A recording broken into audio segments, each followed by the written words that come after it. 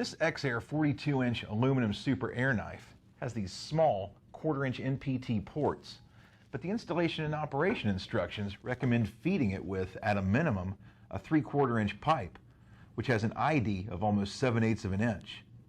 As Professor Julius Sumner Miller would have asked, why is this so?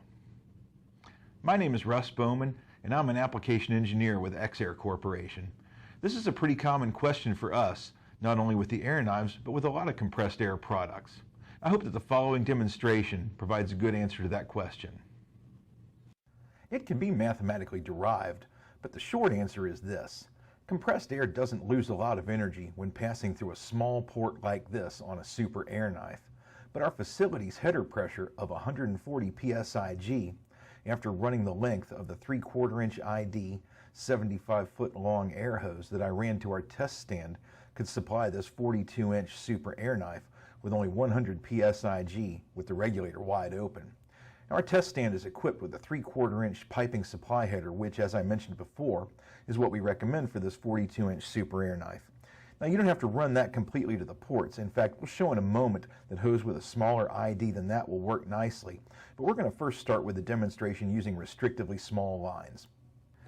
Super air knives of 24 inches in length or greater require plumbing to both ends. This first test uses two 10-foot lengths of 1/8-inch ID tubing.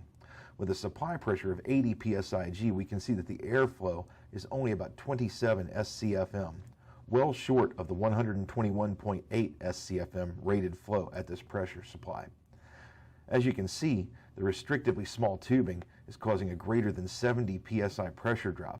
This air knife is actually being fed with less than 10 psi-G. The 1/4 pound of force generated by 12 inches of that airstream bears this out.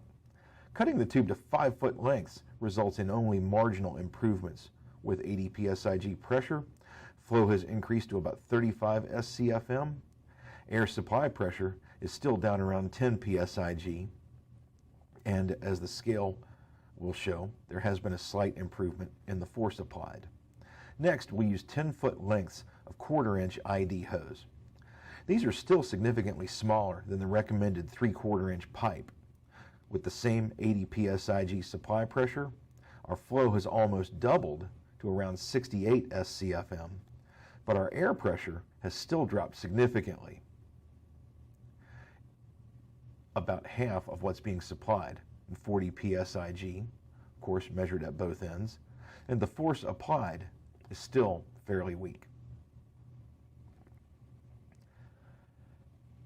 Cutting this 1/4-inch ID hose to 5-foot lengths shows an expected improvement. Again, with 80 psi-G supply pressure, our flow has increased to about 82 SCFM. The pressure drop is now 30 psi, and the force has increased to about 1 1/3 pounds.